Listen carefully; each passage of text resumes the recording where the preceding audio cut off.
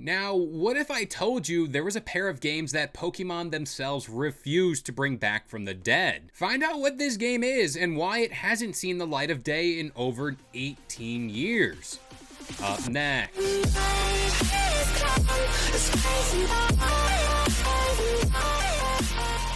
What up guys, this is Kalo and I'm here to give you the lowdown on all things gaming, and if you're new here, feel free to subscribe to this channel for weekly video game news content, drop a like on the video, and follow me on Twitter. So a while back I did a little retrospective-esque type video in regards to the Nintendo GameCube.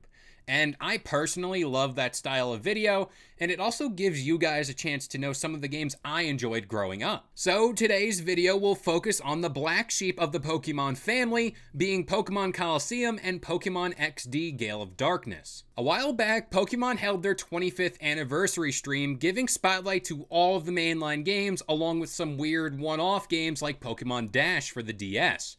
But both Pokemon Colosseum and Gale of Darkness were both not even referenced, let alone mentioned during this time. But I'll give them the fact that both of these games weren't developed by Game Freak, but by Genius Sonority. Pokemon Colosseum released on May 14th, 2004 in the US, and XD Gale of Darkness released on April 4th, 2005 on the Nintendo GameCube, and it was the first attempt for Pokemon to break into the home console space since Pokemon Stadiums 1 and 2. And at the time, everyone wanted more 3D Pokemon games, and I don't know if I'm alone on this, but more often than not, these spin-off games like Colosseum and even a more recent entry like Legends Arceus are pretty much better than the mainline games. Some of them, not all. What I really enjoyed about these games is they drove off the beaten path that were the mainline games. By that, I mean you weren't facing gym leaders to be the very best like no one ever was. Instead, these games respectively had you obtaining shadow Pokemon from evil organizations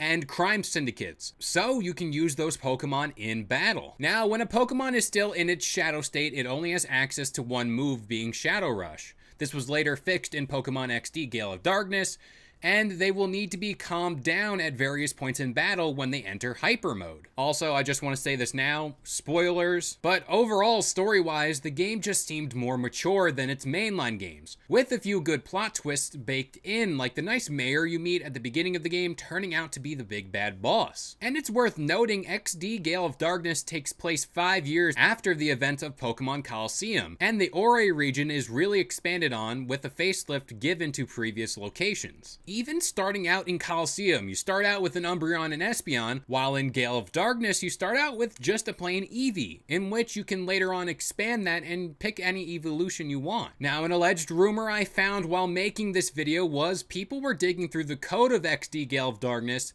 and they found that it was originally planned for you to start out with a Vaporeon and Jolteon, which would have been very OP in the early game. The removal of capturing wild Pokemon and being constricted to just capturing shadow Pokemon was what made this game stand out to me. Now, you could bait wild Pokemon at select spots in the game's overworld, but that pool of Pokemon was very small. In Pokemon Colosseum, there were 48 different shadow Pokemon, while in Gale of Darkness, that number was bumped up to 83. Also, teams could have multiple shadow Pokemon within a single party in Gale of Darkness, but in the game's first entry, opposing trainers could only have one. On one hand, Pokemon Colosseum mainly consisted of Gen 2 Pokemon, primarily because Ruby and Sapphire at the time lacked in that department.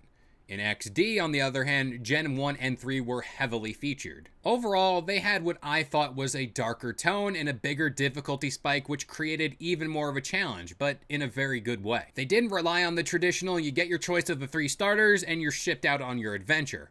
You encountered Pokemon you normally never really used, and were forced to get creative when it came to battling. Now, the process of leveling up and even capturing these Pokemon was pretty grindy, albeit, and slow-paced at times, but it really paid off. In closing, I think now would be the perfect time to remaster any of these games, or here's an even more wild idea, let's create a different game with the same concept, but use newer Pokemon. I genuinely believe this style of game would thrive in today's gaming space and would be a welcomed addition to whatever Nintendo has cooking up for their next-gen hardware. But as per usual, I'm going to pass this question off to you guys. Have you guys ever played Pokemon XD Gale of Darkness or Colosseum? And what are your thoughts on these games? But that about does it here. I've been KLO. I gave you the lowdown on all things gaming, and if you're new here, feel free to subscribe to this channel for weekly video game news content, drop a like on the video, and I'll see you guys next time.